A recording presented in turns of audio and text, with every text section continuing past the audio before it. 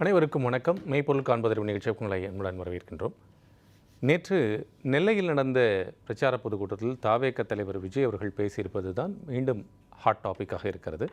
இதில் சில கோடிகளை கொட்டி கொடுத்து திமுக காங்கிரஸை பாக்கெட்டில் போட்டுட்டாங்க. உண்மையான காங்கிரஸ் கட்சியுடைய தொண்டர்கள் நம்ம பக்கம்தான் இருக்கிறாங்க, திமுக கூட்டணி பலமில்லாமல் இருக்கிறது என்று கடுமையான விமர்சனங்களை முன்வைத்திருக்கிறார். அதே போல் பாஜக மற்றும் பல என்று நேரடி கூட்டணி, மறைமுக கூட்டணி, நாம் மட்டும்தான் மக்கள் பக்கம் நிற்கிறோம் என்பது போன்ற விஷயங்களை பேசியிருக்கிறார். அதில் குறிப்பாக காங்கிரஸை அவர் தற்போது சொல்லியிருப்பதற்கு காரணம் என்ன? முன்னாடிலாம் அவர் சொல்லும்போது காங்கிரஸை பற்றி நேரடியான விஷயங்கள் பேசினது இல்லை. இப்போது நேற்றைய பொதுக்கூட்டத்தில் அவர் பேசியிருப்பதற்கான காரணம் என்ன? காங்கிரஸ் உண்மையான தொண்டர்கள் நம் பக்கம் தான் இருக்கணும். இதற்கு முன்னதாக ஒரு முறை என்ன சொல்லியிருந்தாருன்னா, அதிமுகவுடைய தொண்டர்கள் நம் பக்கம் இருக்கிறார்கள், அதிமுகவுடைய அந்த கட்சி ரொம்ப நல்ல கட்சி, ஆனால் அந்த தலைமை சரியில்லாமல் இருக்கிறது என்று முன்னால் ஒரு முறை சொன்னவர் இப்போது காங்கிரஸை பற்றி பேசியிருக்கிறார். காங்கிரஸ் தொண்டர்கள், உண்மையான காங்கிரஸ் தொண்டர்கள் நம் பக்கம் என்று பேசியிருப்பதற்கான காரணம் என்ன? இதற்கு கடுமையான எதிர்வினைகளும் வந்திருக்கின்றன. காங்கிரஸை சீண்டுவதை விஜய் நிறுத்தி கொள்ள வேண்டும் என்று டிஎன்சிசியிலிருந்து இந்த எதிர்வினை ஆற்றப்பட்டிருக்கிறது. கர்நாடகத்தினுடைய துணை முதலமைச்சர் டி.கே. சிவகுமார் அவர் விஜய் அவர்கள் பக்குவம் இல்லாமல் பேசுகிறார், அப்படி போன்ற விமர்சனங்கள்லாம் வரதை நம்ம பார்க்குறோம். எப்படி புரிந்து கொள்வது? விவாதிக்கலாம், பேசுவோம். மெய்ப்பொருள் காண்பதனுடைய இன்றைய விவாத கருப்பொருள் இதுதான். 4 விருந்தினர்கள், அவையில் 3 இருக்கிறார்கள். முதலில் அவர்களை அறிமுகம் செய்து வைத்துக்கணும்.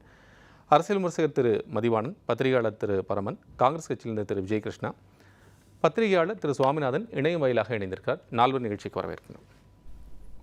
Swaminathan sir, to start with, எப்படி புரிந்து கொள்ள வேண்டியிருக்கிறது? ஏன்னா காங்கிரஸை டைரெக்டாக அவர் அட்டாக் பண்ணுற மாதிரி பேசியிருக்கிறாரு, எப்படி புரிஞ்சுங்க? திருநெல்வேலியில் அவர் அதை பேசுகிறார், அது ரொம்ப ரொம்ப முக்கியமானது. திருநெல்வேலியில சிட்டிங் எம்பி பதவி நாடாளுமன்றத்தில் காங்கிரஸ் கட்சியினுடைய வசம் இருக்கிறது, சிட்டிங் எம்பி. அதே போன்று 2 தொகுதிகளில் அங்க காங்கிரஸ் கட்சி போட்டியிடுகிறது. ஒரு அம்பாசமுத்திரம் தொகுதியாக இருக்கலாம், நாங்குநேரி சட்டமன்ற தொகுதியாக இருக்கலாம். இன்னொன்று தென் மாவட்டங்களில் காங்கிரஸ் கட்சி ஓரளவு அடித்தளம் இருக்கக்கூடிய ஒரு அரசியல் இயக்கம். நீங்க குமரி மாவட்டத்திலே பார்க்கலாம், 3 சட்டமன்ற உறுப்பினர்கள் ஏற்கனவே இருந்தாங்க, இப்பவும் 3 தொகுதிகள்ல போட்டிடுறாங்க. இந்த சூழல்ல நீங்க தென் மாவட்டங்களுக்குள் வருகிற பொழுது காங்கிரஸ் கட்சியை பேசுகிறார். நீங்க மற்ற இடங்களை விட அவர் இங்க ஏன் காங்கிரஸ் கட்சியை பேசணும்னா, அவரை பொறுத்தவரை என்னன்னா, இப்ப விஜய் புதிய சக்தி அரசியல் களத்திற்கு அவர் எடுக்கக்கூடிய வாக்குகள் என்பது ஏற்கனவே வேறு ஏதோ ஒரு அரசியல் இயக்கத்துல இருந்து அவர்கள் தக்க வைத்திருக்கக்கூடிய வாக்கு வங்கியை தான் எடுக்க போகிறார். அப்ப விஜயனுடைய கணக்கீடுல தென் மாவட்டத்தினுடைய அவர்களுடைய வாக்கு வங்கி என்பதை சிறுபான்மையினர் வாக்கு வங்கி, அதை தான் அவர் ரொம்ப அழகா குறிவைக்கிறார். அப்ப அந்த ஓட்டு திரள் என்பது இன்னைக்கு காங்கிரஸ் கட்சிக்கு பெருவாரியாக இருக்கு. அதனால அதை கை வைக்க வேண்டும் என்கிற ஒரு நோக்கம் அதற்குள்ளாக இருக்கலாம். ஒன்று. இன்னொன்று, அதை விட முக்கியமாக நம்ம இன்னைக்கு விஜய் பேசியதை மட்டுமே பேசுகிறோம். ஒரு 3 நாட்களுக்கு முன்பாக பிரவீன் சக்கரவர்த்தி ஒரு விஷயத்தை குறிப்பிட்டிருந்தார். அவர் என்ன சொன்னாருன்னு பாத்தீங்கன்னா, நீங்க கிட்டத்தட்ட திமுக எங்களுக்கு சின்ன தோசையோட நிப்பாட்டிட்டாங்க, விஜய் விருந்து வைக்கவே காத்திருந்தாருன்னாரு. அப்ப காங்கிரஸ் கட்சி அவரையெல்லாம் கண்டிக்கணும். நீங்க இன்று பேசிய விஜயை கண்டிக்கிறது என்ன பொருள் இருக்க போயிறது? இதே பிரவீன் சக்கரவர்த்தி அவர்கள் போன்றவர்கள் தான் ஏற்கனவே காங்கிரஸ் கட்சியை கூட கூட்டணி வருவது போன்ற ஒரு தோற்றத்தை உருவாக்கினாங்க விஜய்க்கு. பிளஸ் இன்னொரு பக்கம் 18% ஓட்டு வங்கி கொடுத்தாங்க, இதே பிரவீன் சக்கரவர்த்தி தான் கொடுத்தார். இன்னொன்று, இந்த கூட்டணியினுடைய பேச்சுவார்த்தைகள் எல்லாம் முடிந்த பின்பு கிட்டத்தட்ட வேட்பாளர்கள் தேர்வு நடைபெற்ற சமயத்துல மாணிக்கம் தாகூர் பதவியை ராஜினாமா செய்கிறார், அவருக்கு கொடுக்கப்பட்டிருந்த இந்த பொறுப்பை ராஜினாமா செய்கிறார். இன்னொன்று, ஜோதிமணி போன்றவர்கள் வெளிப்படையாக குற்றம் சாட்டுறாங்க. அப்ப இதையெல்லாம் மதிப்பீடு செய்கிற பொழுதுதான் விஜய் இந்த வார்த்தையை உதிக்கிறார். இன்னொரு ஆஸ்பெக்ட் சாமிநாதன் சார், இன்னொரு ஆஸ்பெக்ட் என்ன, ஆதவ் அர்ஜுனா அவர்கள் தேர்தல் பிரிவு மேலாண்மை பொதுச் அவர்கள் தனியார் நாளிதழுக்கு கொடுத்திருக்கக்கூடிய ஒரு பேட்டியில் பார்த்தீங்க அப்படின்னா, இதே பிரவீன் சக்கரவர்த்தி அவர்களை குறிப்பிட்டு ஒரு விஷயத்தையும் பேசியிருக்கிறார். அதில் என்னன்னா, அவர்கள் காங்கிரஸ் பக்கம் எங்கள் பக்கம் வருவதற்கு தயாராக இருந்தார்கள் அப்படின்னு சொல்லி இப்போ நீங்கள் சொல்றதை என்டாஸ் பண்ணக்கூடிய விதமாக அவர் அந்த பேட்டியில் பேசியிருந்ததை நம்ம படிக்க முடியுது. ஸோ அப்படி அந்த அலைன்மெண்ட் அந்த அதை நோக்கி குவிவதாகத்தான் இருந்ததா? இல்ல, அதற்கான சாத்தியம் என்பது ரொம்ப குறைவாகத்தான் இருந்தது. காங்கிரஸ் கட்சியை பொறுத்தவரை வேறு வலிமையை கூட்டுறதுக்கு தான் விஜய் பயன்படுத்தினாங்க.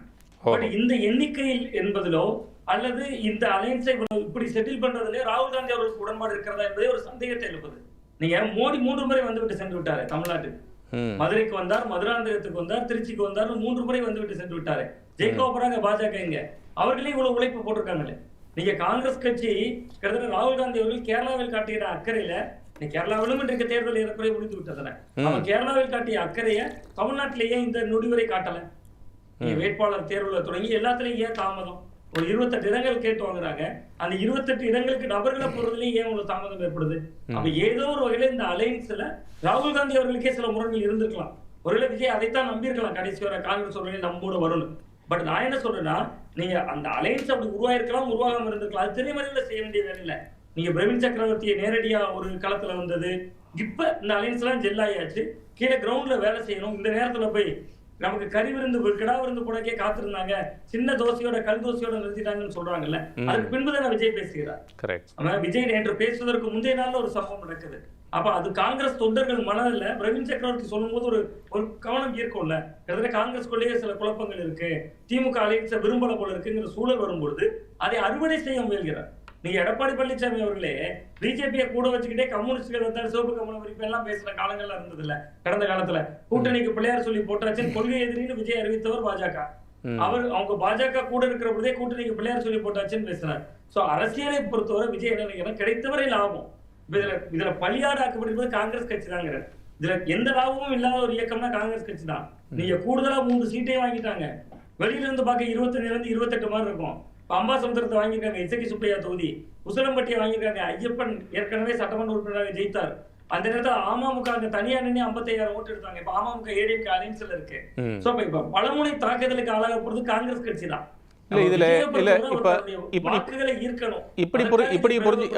அப்படிதான் புரிஞ்சுக்க வேண்டியிருக்கா, இல்ல கொடுக்கப்பட்டிருக்கா அந்த தொகுதிகள்லாம் பெற்றிருக்காங்க, கொடுக்கப்பட்டிருக்கிறதா? ரெண்டு பக்கம் இருக்கு. ஏன்னா இப்போ பல்வேறு கூட்டணி கட்சிகள்ல பல கட்சிகள் இருக்கின்ற போது ஒரு சில கட்சிகளுக்கு ஒரு சில இடங்களை கொடுக்க முடிய ஒரு சூழல் இருக்கு. அப்படி பார்த்தா கடந்த முறை பெற்ற கிட்டத்தட்ட 16 தொகுதிகளை அவங்க பெற்றிருக்காங்கிறத நம்ம பார்க்கிறோம்.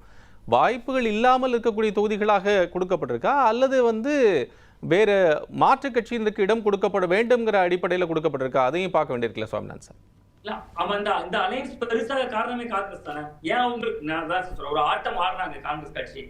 25 என்கிற எண்ணிக்கையை ஒருவேளை இவர்கள் இவ்வளவு ஆட்டமும் ஆடலைன்னா திமுக 20ல முடிச்சிருப்பாங்க. எனக்கு அந்த 25 28 ஆக்கிட்டாங்க, அது வெற்றி, காங்கிரஸ் கட்சியுடைய வெற்றி.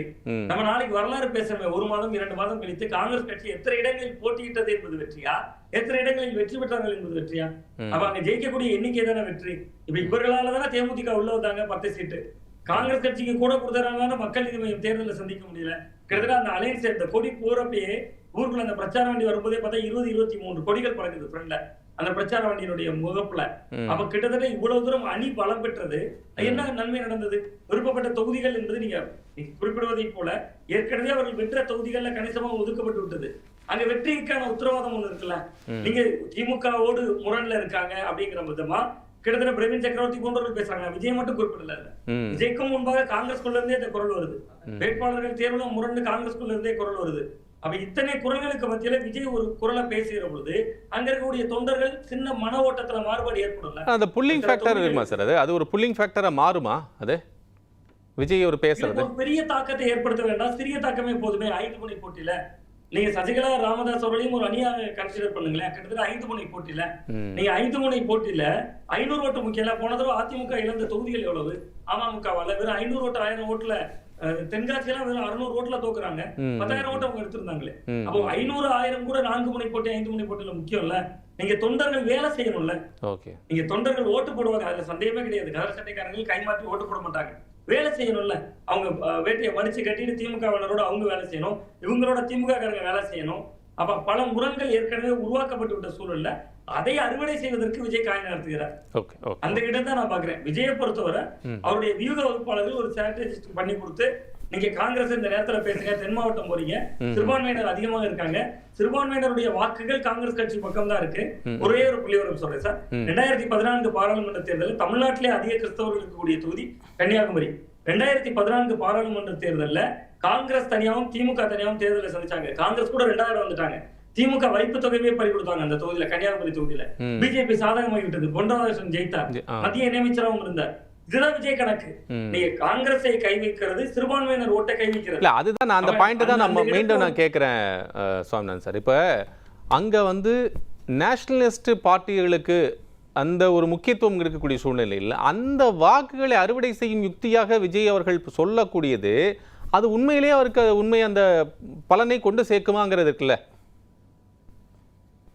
சவுண்ட் கேட்கல சார், ஒரு தடவை கூட. இல்ல சார், இப்போ அந்த 2 தேசிய கட்சிகள் பிரதானப்பட்டிருக்கக்கூடிய ஒரு கட்சிகள் பிரதானமாக இருக்கிறாங்க. அது வந்து இப்போ 2014 இப்போ நீங்களே சொன்னீங்க பொன் ராதாகிருஷ்ணன் மொத்தமே 2 தான் ஜெயிச்சாங்க. அதில் வந்து பொன் ராதாகிருஷ்ணன் ஒன்று, அன்புமணி ஒன்று, அதில் நம்ம கூட பார்க்க முடிஞ்சு. ஸோ அந்த இப்போ அந்த சவுத்தை பொறுத்தளவுக்கு இம்பார்ட்டன்ஸ் இருக்கக்கூடியதாக கவனிக்க வேண்டி இருக்கிறது தேசிய கட்சிகள் இருக்கிறது. அதில் கன்னியாகுமரி ஆகட்டும், அல்லது வந்து நெல்லையில் ஒரு சில இடங்கள் ஆகட்டும், அதே போல் மற்ற மாவட்டங்களில் பார்க்குறோம். தேசிய கட்சிகளுக்கு கொடுக்கக்கூடிய அந்த இம்பார்ட்டன்ஸ் வந்து விஜய் அவர்கள் பேசுவதனால அவருக்கு கிடைத்து விடுமா, அதை அறுவடை செய்து விட முடியுமா அப்படிங்கிற கேள்வி இருக்குல்ல. அவருடைய வியூக வகுப்பாளர் சொல்வதன் மூலமாக அவர் சொன்னார் கூட, அது அவருக்கு அறுவடை ஆகுமாங்கிற கேள்வி இருக்குல்ல. அதாவது கிட்டத்தட்ட சிறுபான்மையினர் ஓட்டு என்பது சற்றேறக்குறைய காங்கிரஸ் எந்த பக்கம் இருக்கிறதோ அங்கதான் விழும். அப்ப விஜய் தன்னுடைய ஓட் பேங்க் அப்படின்னு அவர் நம்பக்கூடியது பொதுமக்களுடைய வாக்கள். சிறுபான்மையினர் கணிசமாக தங்களை ஆதரிப்பார்கள் அப்படின்னு அவர் நம்புகிறார். அப்ப அந்த ஓட்டு யாருக்கிட்ட இருக்கு? காங்கிரஸ் கட்சி கிட்ட இருக்கு. அப்ப காங்கிரஸ் தொண்டர்களே எங்க பக்கம் தான் இருக்காங்கன்னு சொல்லும்போது நீங்க மக்களை குழப்பறது தானே. மக்கள்கிட்ட அந்த ஓட்டு என்கிட்ட தான் இருக்கு. எம்ஜிஆர் முன்னாடி இருந்து ஏசா பிரச்சாரத்தை தொடங்குகிறார். பிரச்சாரத்தை தொடங்குகிற பொழுது எம்ஜிஆர் சிலைக்கு மாலை அணிவிக்கிறார். எம்ஜிஆர் முன்பு இருந்து பிரச்சாரத்தை தொடங்குகிறார். அவர் எடுக்கணும்னா ஓட்ட பல கட்சிகள் இருந்து எடுத்தார் ஆகணும். சோ அந்த அடிப்படையிலும் அவர் அதை அணுகுகிறார். பல கட்சிகள் இருந்து அணுகுகிறார். தேசிய கட்சி காங்கிரஸ் எப்படிங்க பாஜக தொண்டர்கள் ஏன் பின்னாடி தான் இருக்காங்கன்னு அவர் சொல்ல முடியுமா? அது மதவாத இயக்கம்னு இவர்கள் சொல்கிறார்கள். கிட்டத்தட்ட மதவாத சக்திங்கிறாங்க, பாசிசம்ங்கிறாங்க. காங்கிரஸுக்கு அப்படி ஒண்ணு இல்லையே. மதசார்பற்ற அணி என்பதனுடைய அந்த மதசார்பற்ற கொள்கையின் மையமே காங்கிரஸ் கட்சி தானே. அவன் நான் ஒரு மதசார்பற்றவன் அவர் சொல்ல முடியுது அதன் மூலமா. ஓகே திரு சாமிநாதன், உங்ககிட்ட நிறைவான கேட்க விரும்புறது என்னன்னா, இப்போ நீங்கள் முதல்ல சொன்னீங்க ஃபர்ஸ்ட் ரவுண்டில் பேசும்போது இந்த பெர்ஸ்பெக்டிவ் வந்து விஜய் அவர்களுக்கான ஒரு டைமென்ஷனில் கொடுத்துருக்கு. அது மூலிமா அவர் வந்து தனது அந்த செக்ஷன் ஆஃப் வாக்காளர்களை தன் பக்கம் கவர்றதுக்கு ஒரு முயற்சி எடுக்கிறாரு அப்படின்னு சொன்னேன். நான் மீண்டும் அந்த இடத்தை நோக்கி நகர்த்துறேன் அப்படின்னா, முக்கியமான நகர்வுகளை பற்றி பேசுகின்ற போது திரு விஜய் வந்து மௌனியாக இருந்து விட்டார், பேசாமல் இருந்து விட்டார் அப்படின்னா, இப்போ திருப்பரங்குன்ற உதாரணத்தை வந்து பலரும் சொல்கிறார்கள். திரு விஜய் கிருஷ்ணா இங்கே காங்கிரஸ் கட்சியினுடைய செய்தி தொடர்பாளர் பேசுகின்ற போது கூட முக்கியமான பாயிண்ட் இந்த எஃப்ஆர்சிஏக்கு வந்து என்ன பேசினார், என்ன செஞ்சிருக்கிறார் அப்படின்னு. இப்போ என் தலைவன் என்ன பேசுகிறார், என்ன எதிரொலிக்கிறார், என் குரலாக என்ன அப்படிங்கிற கேள்வி இருக்கக்கூடியவர்கள், அது கொள்கை சார்ந்து இருக்கக்கூடிய காங்கிரஸ் கட்சியினுடைய தொண்டர்கள் திரு விஜயை நோக்கி பயணப்படுவதற்கான சாத்தியக்கூறு எங்க இருக்கிறது? இப்ப நீங்க கேட்டதுக்கு முக்கியமான இடம் ஒரு கொள்கை சார்ந்த காங்கிரஸ் கட்சி. நீங்க கொள்கை சார்ந்தவர்கள் அப்படின்னு நீங்க பாத்தீங்கன்னா எஃப்சிஆர்ஏ இப்ப நீங்க குறிப்பிட்டீங்க. அதுல திருத்தம் கொண்டு வரது வேணுமா பாஜகவா இருக்கலாம். 1976 அப்படி ஒரு சட்டம் கொண்டு வந்ததே காங்கிரஸ் கட்சி தான். அவசர நிலை பிரகடன நேரத்துல, நெருக்கடி நிலை காலத்துல அந்த சட்டம் வந்துச்சு. இப்ப நீங்க விஜயை பொறுத்த வரைக்கும் சார், கொள்கை அடிப்படையில திமுக தான் ஸ்ட்ராங்கா இருக்காங்க. அதுல விஜய் கிருஷ்ணா அவருடைய கருத்துல மாறுபாடு கிடையாது. காங்கிரஸ் திமுக அந்த உறவு என்பது கொள்கை கூட்டணி தான், அதுல மாற்று கருத்து கிடையாது. பட் விஜய் என்பவர் ஒரு கவர்ச்சி அரசியல். நீங்க அதுக்கு அது பல தரப்புல இருந்து கட்சியினர்களை ஆள கொண்டு வரும்போது காங்கிரஸ்ல இருந்து ஏன் கொண்டு வராது? நீங்க விஜய் பேசக்கூடிய பேச்சும் அந்த ஈர்ப்பும் திமுகவினரையும் இருக்குது. ஒரு குறிப்பிட்ட சதவீதத்தின பேரை நான் எல்லாரையும் சொல்லல. நீங்க ஒவ்வொரு கட்சியிலையும் கொள்கை சித்தாந்தவாதிகள் இருப்பாங்க. அதுல தடம் பொருளாதவங்க எங்க இருப்பாங்கன்னா கம்யூனிஸ்ட் கட்சியில மட்டும்தான் இருப்பாங்க. மற்ற இப்ப நீங்க அதிமுகவோட கொள்கை அப்படின்னு நீங்க கேட்டீங்கன்னா என்ன சொல்லுவோம்? திமுக எதிர்ப்பு, அவ்வளவுதான். விஜய் நீங்க திமுக தான் எதிர்க்கிறார். சோ அங்க இருக்கிறவங்க உள்ள வரலாம். சரி, திமுகவினரே எப்படி விஜயால இருக்க முடியும்? அதுக்குதான் அவரு அதே கொள்கைகளை வச்சுக்கிறாரு, கொள்கை தலைவர்கள் அவர்களே வச்சுக்கிறாரு. இன்னைக்கு இருக்கிற திமுகவை தான் எதிர்ப்பேங்கிறாரு. காங்கிரஸை பார்த்து பரிதாபப்படுகிறார். நீங்க அந்த இடம் தான் முக்கியங்கிற. நீங்க அவர் வந்து காங்கிரஸ் தொண்டர்களை பார்த்து பரிதாபத்துறையில சொல்றாரு. நீங்க உண்மையான தொண்டர்கள் எனக்கு வாக்களிப்பார்கள்னா நீங்க அவர் வந்து சற்றேறக்குரிய உங்களை திமுக ரொம்ப அண்டர் எஸ்டிமேட் பண்ணி வச்சிருக்காங்கிற குரலை ஒழிக்கல. அப்ப உள்ளபடியே கட்சி வளரணும், கொஞ்சம் பேர் அப்படி நினைக்கக்கூடியவர்கள் இருப்பாங்கல்ல, அந்த தொண்டர்கள் ஓட்ட விஜய் ஈர்க்கக்கூடும். இன்னொன்னு காங்கிரஸோட தொண்டர்கள் அப்படின்னு நான் நினைக்கிறது நேரடியா உறுப்பினர் அட்டை வச்சுக்கிறவங்கள சொல்லல. மிஸ்டேக்கால் மூலமா கட்சியில சேர்ந்த பாஜகவோட நீங்க காங்கிரஸ்ல குறைவா தான் இருப்பாங்க உறுப்பினர்கள். வேண்டுமானாலும் அவர் மறுக்கலாம். காங்கிரஸ் கட்சியினுடைய தொண்டர்களுடைய எண்ணிக்கையில உறுப்பினர் அட்டை வைத்திருக்கக்கூடிய தொண்டர்கள் மிக குறைவா தான் இருப்பாங்க. சோ அப்படி இருக்கக்கூடிய தொண்டர்களை கூட அவர் சொல்லல. காங்கிரஸ் மனநிலையில் இருக்கக்கூடிய தொண்டர்கள் இருப்பாங்கல்ல, நம்ம ஒரு மதசார்பற்ற அணி அப்படிங்கக்கூடிய அணி. நீங்க சொல்வதை போல ஒரு திருப்பரங்குன்றத்துல பேசல, இது எதையுமே பேசல, உண்மைதான். உழைத்திருக்காரா? உழைக்கவும் இல்லை. பட் இதை விட முக்கியமான ஒரு இடம் என்னன்னா 2019, 2021, 2024 இந்த 3 தேர்தல்கள திமுகவோட தொடர் வெற்றிக்கு காரணம் பாஜக எதிர்ப்பு. கிட்டத்தட்ட பாஜக இல்லாத ஒரு வலுவான அணியை இதுவரை திமுக சந்திச்சதே இல்லை. நீங்க 2019 அதிமுகவுக்கு எதிர் பிரச்சாரம் பிஜேபி உள்ள வந்துரும். 2021 சட்டமன்ற தேர்தலில் அதிமுக மாநில அரசியல் அந்த நேரத்திலும் பிரச்சாரம் பிஜேபி உள்ள வந்துரும். நீங்க 24 பாராளுமன்ற தேர்தல் அதிமுக விலகிதான் நின்றாங்க.